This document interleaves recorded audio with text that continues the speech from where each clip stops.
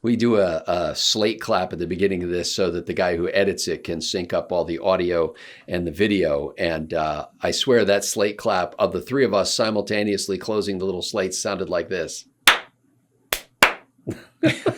That's why we do it.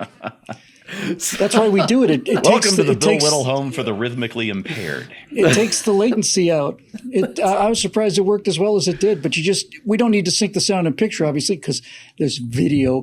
But nevertheless, it does manage to keep us all in real time somehow. Yeah. And I don't know how you guys do it, but from my studio, we do have to sync the sound and picture because I'm actually recording live to the camera that I'm using to shoot this, but I'm also separately recording on a microphone down in front of me that goes onto a digital audio recording device. And I send both files, the video file with audio and the separate audio file, and then the audio video engineer, whatever we call it, videographer, puts it together.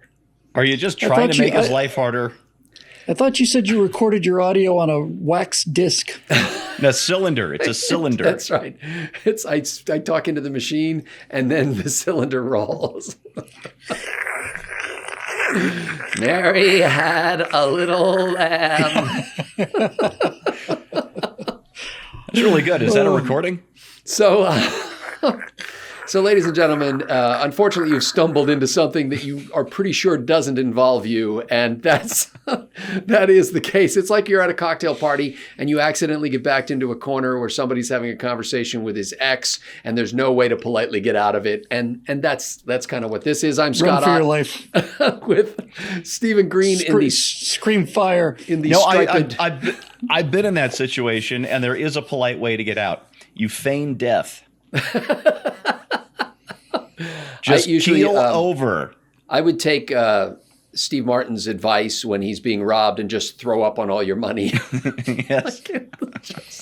Basil Fawlty pulled that off in Fawlty Towers when he was absolutely vapor locked. He couldn't think of anything. He just collapsed down to the ground, and then he said, "Oh, sorry, I fainted." He just out of frame. Well, whatever you do, don't mention the war. So Steve was giving me a hard time before we started rolling tape, as they say, even though there's no tape and no rolling involved. There's not even spinning in some cases.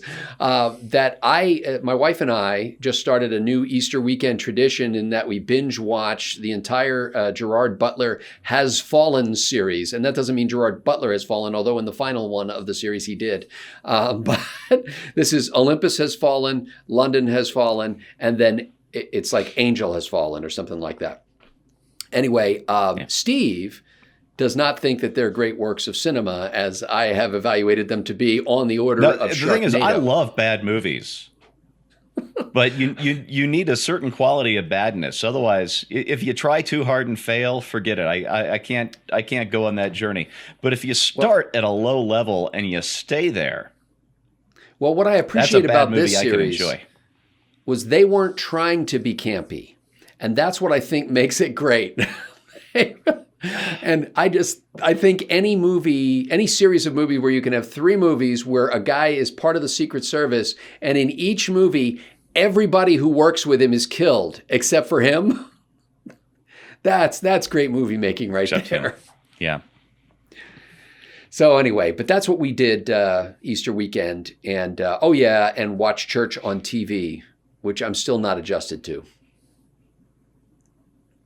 Have you tried one of the drive-thrus?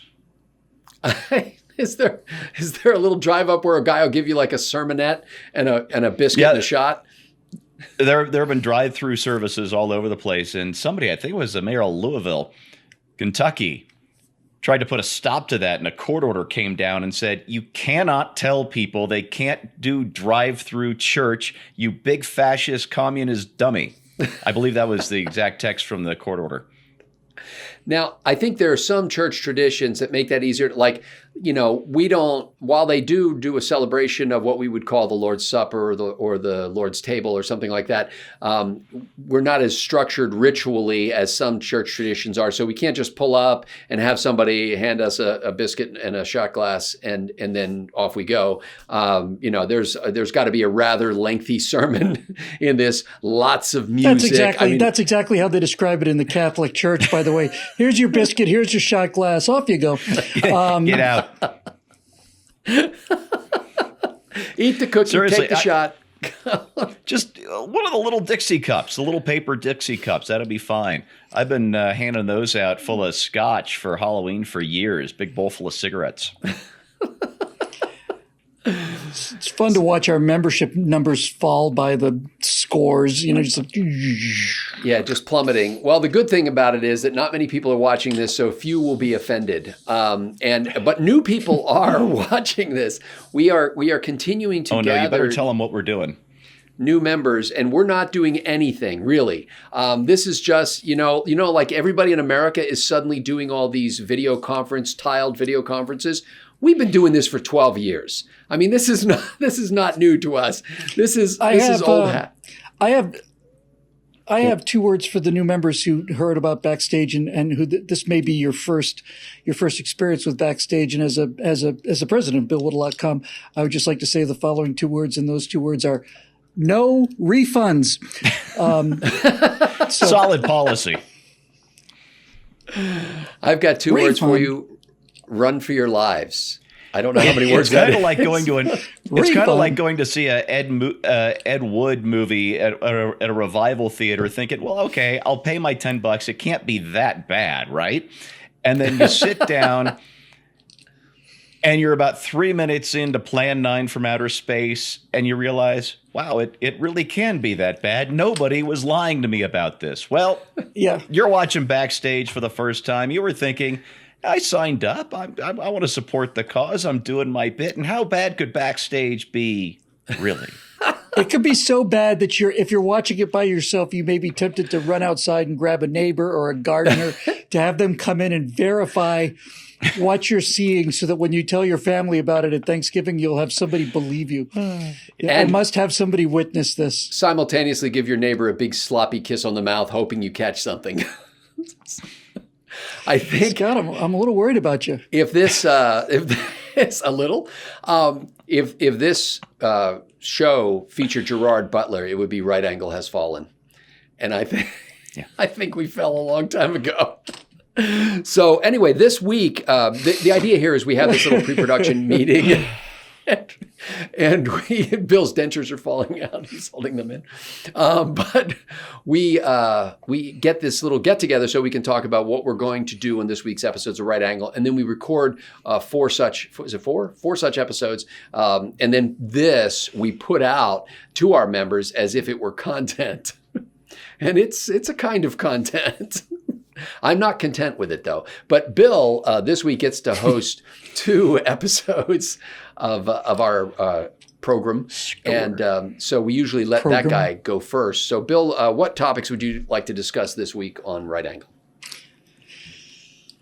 I had a very strong inclination to talk about the evidence that this SARS-CoV-2 virus is artificial and the evidence is mounting every day that it was assembled.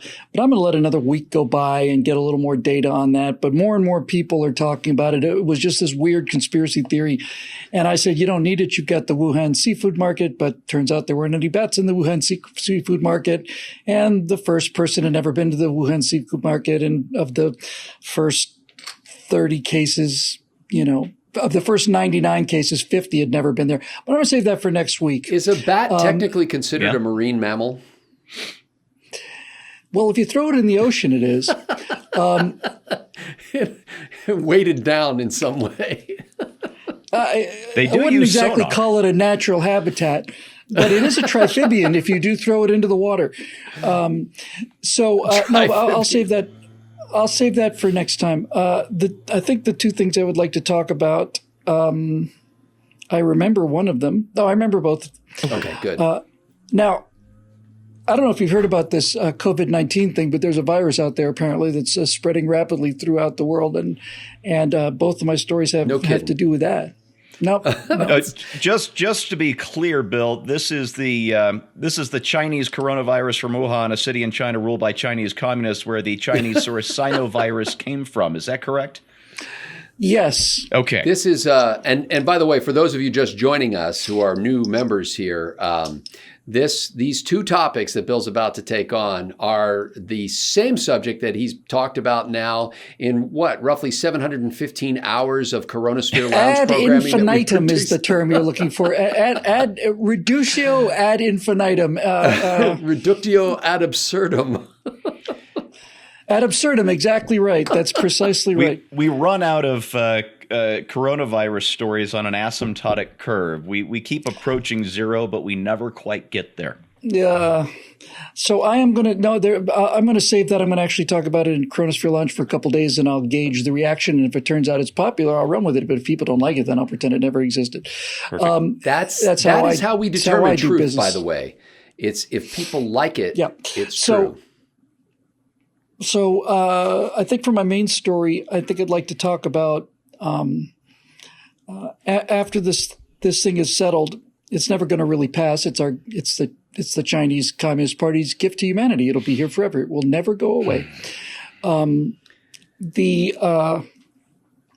think the two things I want to talk about for the main one, I'd like to discuss the idea that once the dust is settled here, will we be looking at virology and epidemiology as defense issues and spend defense type budgets on it. We have seen so many remarkable advances in virology and so on. I did a show last night, and I said I'd heard that there were something like 400 different vaccines currently being tested around the world. And somebody said the actual number is like 649. Wow. Yeah, in clinical trials right now. But when I say treat it like a Defense Department issue, I think I'm not talking about – because one of my contentions has been that even though it is human nature to know that there are grave threats out there and not do anything about them until they actually strike. That's just the way it is. We knew that the Japanese had a fleet and we just thought, well, we're in Pearl Harbor. What could go wrong? And we knew that the terrorists were talking about destroying America, major terrorist attack on U.S., and we didn't do anything about it. And we knew that there were burn-throughs on the O-rings on the Challenger. We knew that foam was coming off Columbia, and we didn't do anything about it until it happens. And I am not going to beat the species up about that because that's just how we're wired, period. That's it. Yeah. But after all of these catastrophes, we took aggressive measures to make sure that those particular catastrophes never happened again, and they haven't happened again. So we don't already have like a bioweapons branch in the Pentagon somewhere? No. Of course we do, but I'm not talking about bioweapons. I'm talking about biodefense. I'm not talking about bioweapons. That's the last thing we need. I believe this is a bioweapon, by the way, and I've got evidence to back that up. But But we're not doing that episode. Not yet. Doing that one next week. No, but I mean, it's not speculation. I weigh evidence for a living. That's my job, is to determine what seems to be true based on how credible reports are and how likely they are and so on.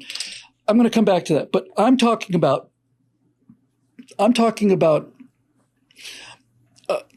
a portion of defense level spending to aggressively go after viruses the way we went after early warning systems after Pearl Harbor, and the way we aggressively went after terrorists where they live, and we didn't just sit there wait for the next attack to come. So not in the sense that somebody's going to drop one of these on us, but that they're just happening. No. What I'm saying is this. I'm saying we should be thinking about something like the Strategic Defense Initiative against bioweapons for this country. I think it is a defense level issue. 20,000 Americans are dead. It might get up to 60,000, might go higher if there's a second wave and so on. That's more civilians than were killed in all of our wars combined, with the exception of the Civil War. And that is a level of threat to the American people that requires that kind of spending. I'm not talking about the virus biolabs that exist, and I'm not talking about the various research centers that we have and the CDC and all the rest of it. I'm talking about spending tens, if not hundreds of billions of dollars on viruses. And really, I'm not talking about things like having, level 3 biosuits in everybody's closet. I'm talking about aggressively going out into nature and simply going to war with viruses and spending real money on it, real money. Just as a That's small not happening in the example, private sector already? Scott, they're spending, you might find a lab might get 50 million, 100 million, $200 million. We spend $500 billion on defense every year. And we've been doing it for 50 years. It's just like this is already killed more Americans than anything that we've had to deal with in terms of civilians so far. And if you want to say it's natural, okay, fine. But the flu pandemic of 100 years ago killed 19, 20 million Americans. And if we don't look at this as that level of threat, then we deserve what's coming for us. And when I talk about serious defense level spending, I'm talking about the kind of response to viruses that we have put trillions of dollars into in terms of defending ourselves against Russian bombers, against anti-ballistic missile defense, against submarine detection. We have a series of hydrophones scattered throughout the entire planet on the bottom of the ocean. We've got billions and billions and billions of dollars of hydrophones everywhere across the surface of the ocean because it's in our interest as a country to know where enemy submarines are. And we spent that money, and I think it's a wise investment. I don't have the plan yet. I will by the time we go to air in a few minutes. But how long can it take? But seriously, if we're willing to spend the hundreds of billions of dollars just for the SOSUS system, this submerged underwater hydrophone systems, if we're willing to spend that kind of money so we can know where a Chinese or a Russian sub is, shouldn't we spend that kind of money for a series of detectors and a series of systems, and furthermore, fundamental research on what viruses are, and go at these things like we are now? Okay, all right, virus, you picked the wrong species. Now we're coming after you. And one of the reasons that got me thinking about this was, of all the reports, there's vaccines that are in process and all the rest of it. And there are therapies like hydroxychloroquine and so on. But the one thing that got my attention was that German researchers have discovered that they can, a lot of times, virtually all the time, a virus is an RNA strand and it lives inside a protein shell. And the protein shell isn't dangerous. The protein shell is what it uses to get inside the cell. And what they found is that you could construct protein shells that would convince the virus that the shell is lung tissue and lock up all of the binding places on the virus so that the virus becomes absolutely incapacitated. There's no danger because there's no virus inside. It's just a protein shell. And this would protect us against the flu and probably against the common cold. All it would do is go looking for viruses and lock up their receptors, because viruses don't do us any good. And if we could just basically put, like a rubber cap on every one of those spike proteins, so they can't touch any cells, then the virus is defeated, all of them. And this is the kind of vision I think we should be looking at coming out of this. So, Bill, why not do this with everything that kills lots of Americans? Cancer, whatever, suicide, car crashes. Why not treat every one of those as a defense thing? They're not infectious. Precisely correct. That's the answer. Difference. That's precisely the answer. They're not infectious. And that's the only answer. So what is the distinction what does infectiousness do that makes it a Pentagon matter rather than a CDC Department of Health matter? CDC would rather fight obesity. Let's take obesity and diabetes as an example, as an example of something that cancer is not. Although you could argue that to some degree it is. There are some lifestyles like cigarette smoking that make you far more prone to get lung cancer. There are eating habits that are going to make you obese, and obesity can lead to diabetes. These are all preventable medical conditions, but they are unique to the person who is living that lifestyle. In other words, if I want to go out and eat nothing but cheeseburgers and cherry pie and go to 500 pounds and get diabetes, that's my business, right? That's my business. That's what freedom is. I've got a right to do that if I want to. I'm not going to tell you what to eat or how. But if I get to be 500 pounds and get diabetes, that doesn't mean you do. But when you're dealing with infectious diseases like this, the analogy would be I go out and become 500 pounds and get type 2 diabetes, and anybody who comes into contact with me also goes to 500 pounds and gets type 2 diabetes, and that's the difference, right? The difference is that all of the examples you listed, including things like car accidents and so on, are the result of people's individual volition regarding their own personal decisions about how to live their lives.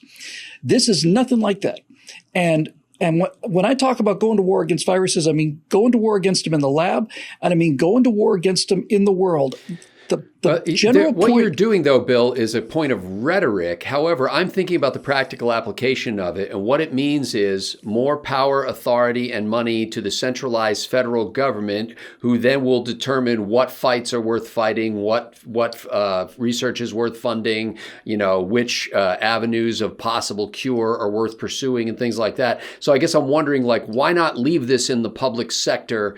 At the very most, say, hey, we're going to have more grants to organizations that do that kind of research, but you're inviting corruption there as well. Why give the federal government increased power and money in this area of our lives? I'm not recommending it goes to the federal government. I'm recommending it goes to the military. And so your arguments against that would apply to any other thing that the military spends money on and how it spends money. And the reason I say I think it should go to the military is a very simple one. I don't think it's just a question of labs. I think this should be an aggressive, outward-looking, patrol-based kind of a thing. In other words, we shouldn't be sitting here waiting for the virus to come to us. We should be out there looking for these viruses. We should be out there constantly looking for these things. We should be understanding them. We should be. This is what I think, and I don't think of this because of the coronavirus.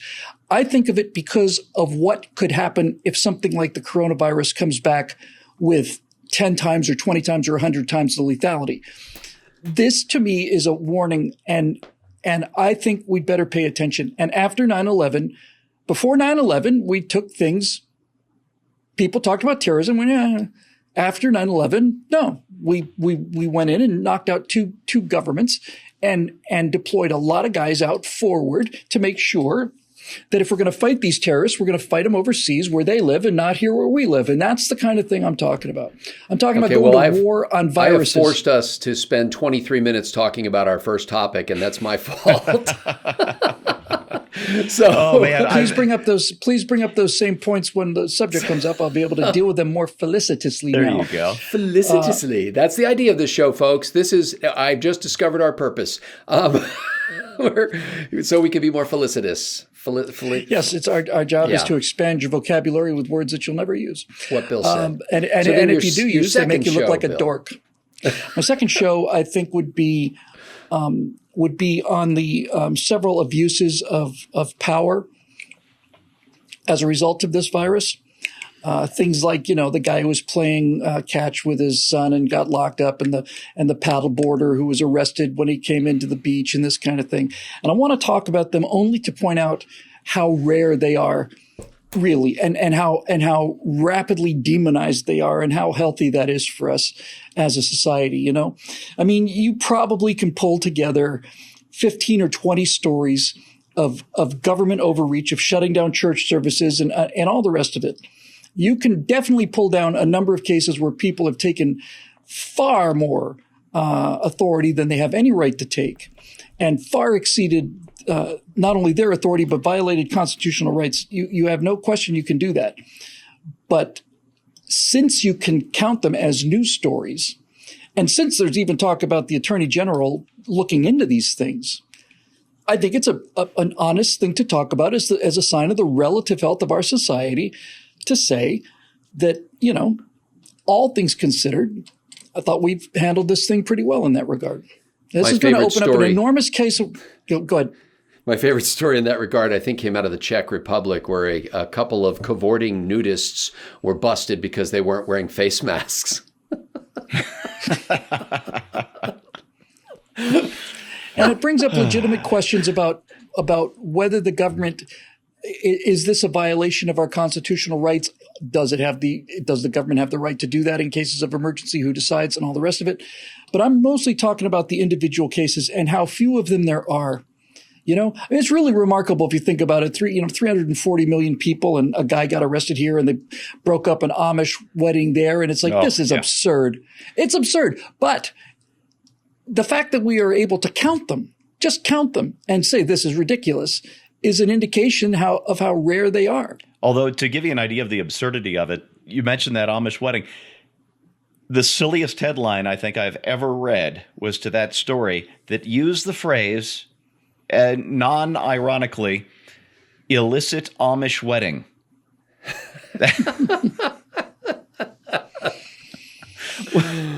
If you were trying to write, if you were trying to write the parody version of this, how do you top that? Yeah, I don't think you do. You just print it as is.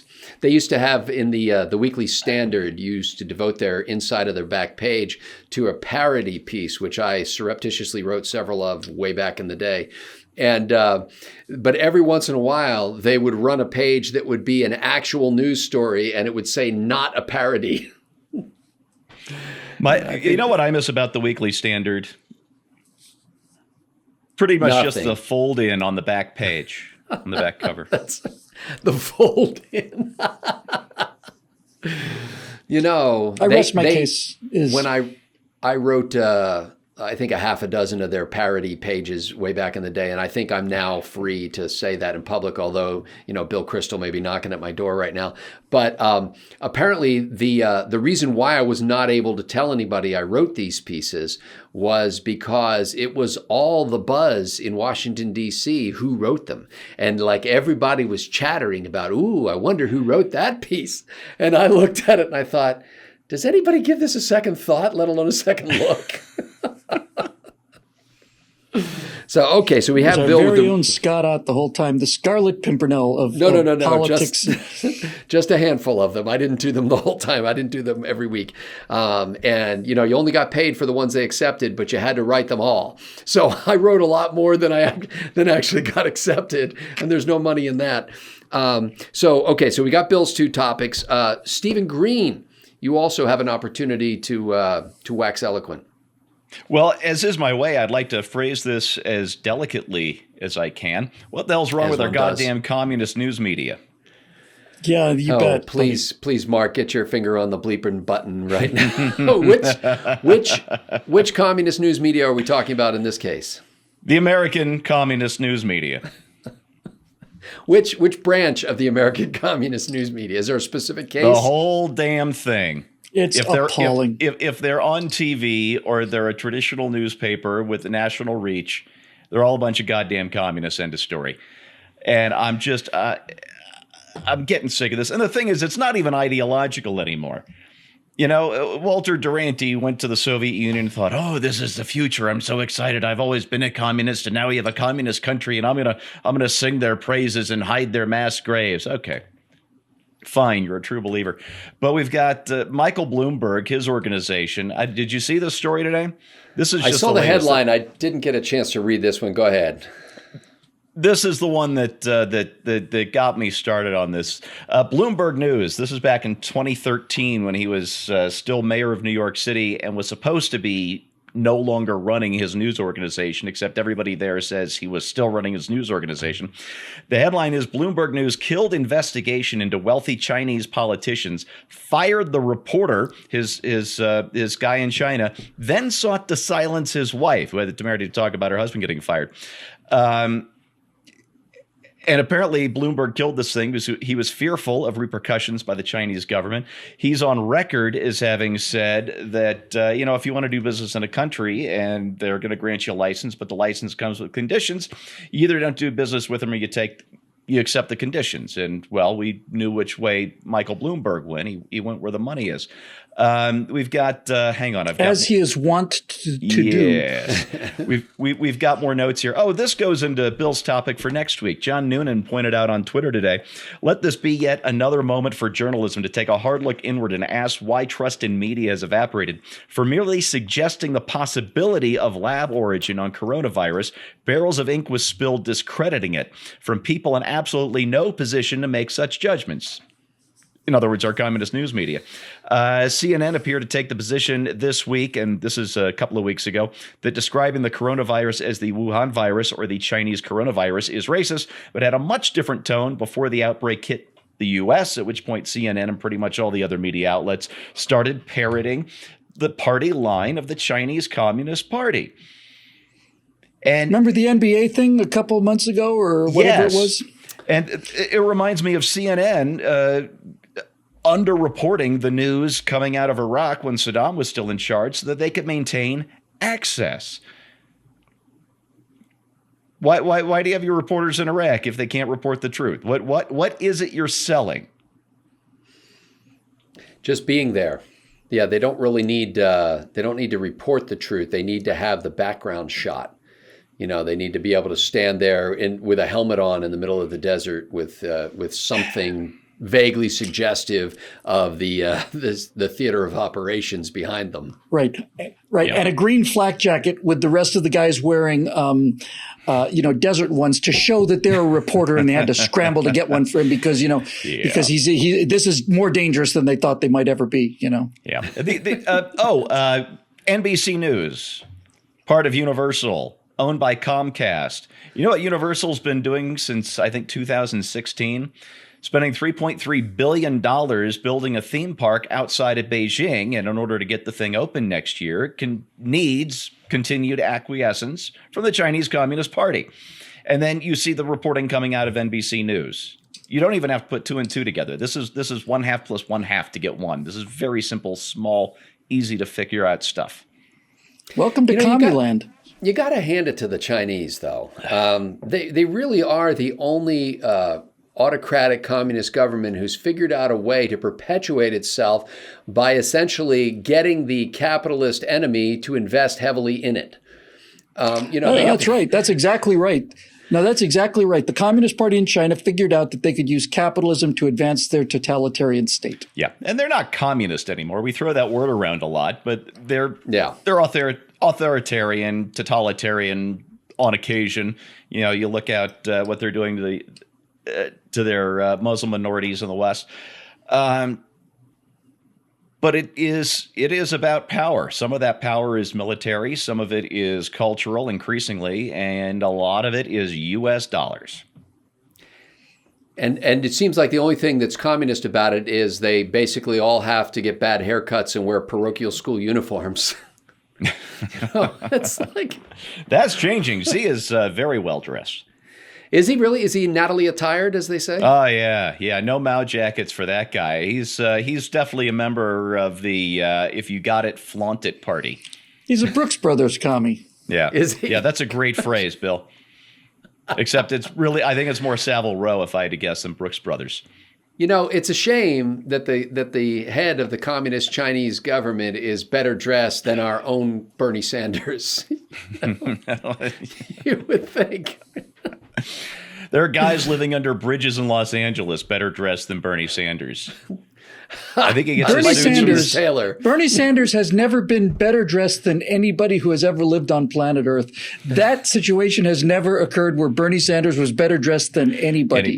That's right. Yeah. He puts his suits through the pre-wrinkler. I don't know how he does it. It's the same machine that handles his hair, by the way. Actually, he and Ron Paul buy the exact same suits, and they're totally different sized guys.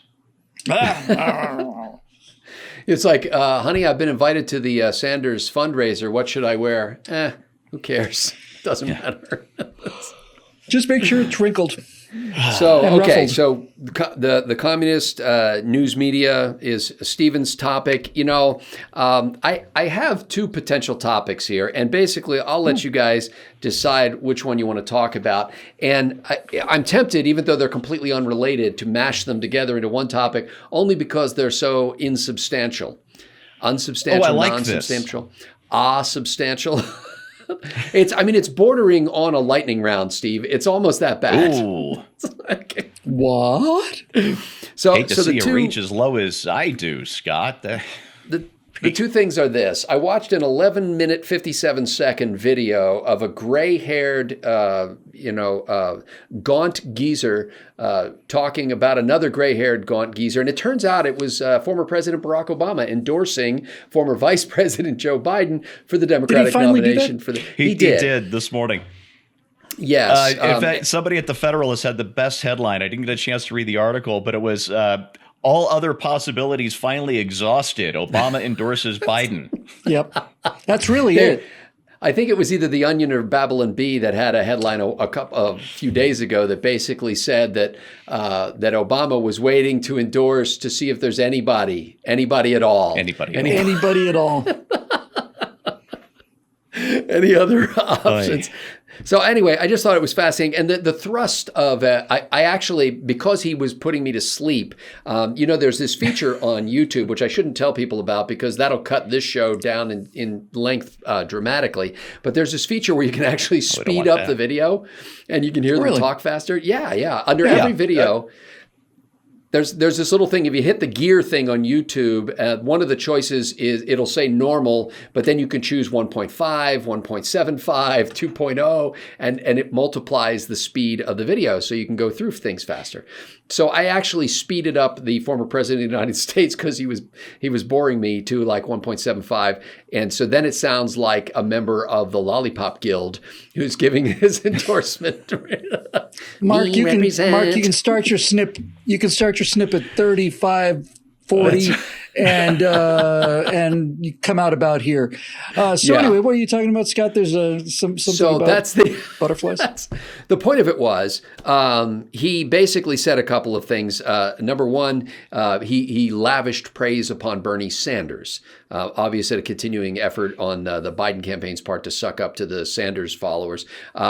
He talked. This is Obama who did this? Yes, this is Obama. Yeah, he talked about how COVID-19 has shown us the importance of government, not just neighborhoods and families and communities, but the importance of the federal government. And that was one of the great lessons of COVID-19. And then basically he said, He's right about that. He said, if I were running for office today, I wouldn't run on the same platform as I did back then. Times have changed. Things are different. And he basically was saying Joe Biden is going to be Obama 2.0 on steroids or hemorrhoids or one of those roids. But he's basically saying Obama 2.0 on Metamucil. That's So he's basically amping everything up and going full free college, public option, healthcare, and all this kind of stuff. Just basically taking Obama stuff to the next level. And again, it's like the second person in as many days here that has essentially tried to co-opt Joe Biden's campaign. I mean, before it was Bernie Sanders endorsing Joe Biden and saying the reason he was endorsing him is because he's pretty sure he's going to move completely in the direction that Bernie Sanders has been taking the country. And now it's Barack Obama saying Joe Biden's going to take the country in the direction that Obama would have if he were running for re-election and that Bernie Sanders would be in favor of. So anyway, that's one topic. The other topic is potentially Chris Cuomo, who's having a midlife crisis. This is not the New York governor. He's having a breakdown. He may be having a breakdown, but it's a midlife crisis. He had this brush with health, and so he is now apparently during his podcast or radio show, he's been talking about how he doesn't like what he does professionally on CNN, even though he makes millions of dollars doing it. I never thought I'd have anything in common with Chris Cuomo. I don't like what he does on CNN either. But Fredo says what? Here's apparently the reason he doesn't like it. He doesn't like it because now he's a public figure, as James Earl Jones said in Field of Dreams. So he's a public figure, and so when somebody gives him a hard time, he can't just kick their ass. He said. Or the phrase was even better than that. Oh, I got to find the phrase here. Here we go. Professionally, indulging hyperpartisan.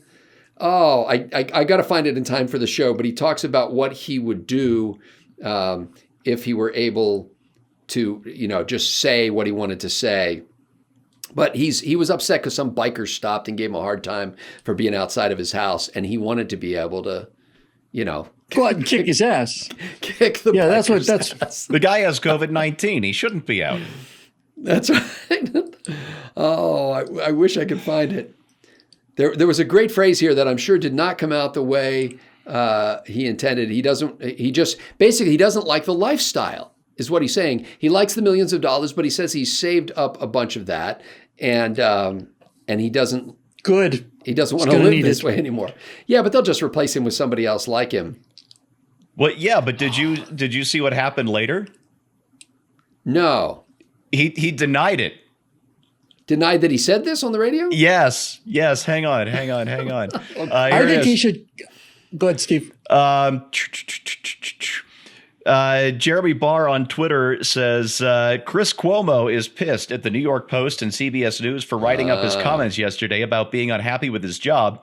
Cuomo today says, "It's not true. I never said it. I never meant it. I love where I am." And that's according to the Hollywood Reporter. I'm reading quotes. Are these not real quotes? Those are real quotes. I'm sure. No, they're real quotes. Yeah. I think he should call his podcasts. I think he should entitle them Headlines Alfredo. That's what I would call him if I were him. Not like everybody says, like, dumb. I'm schmott.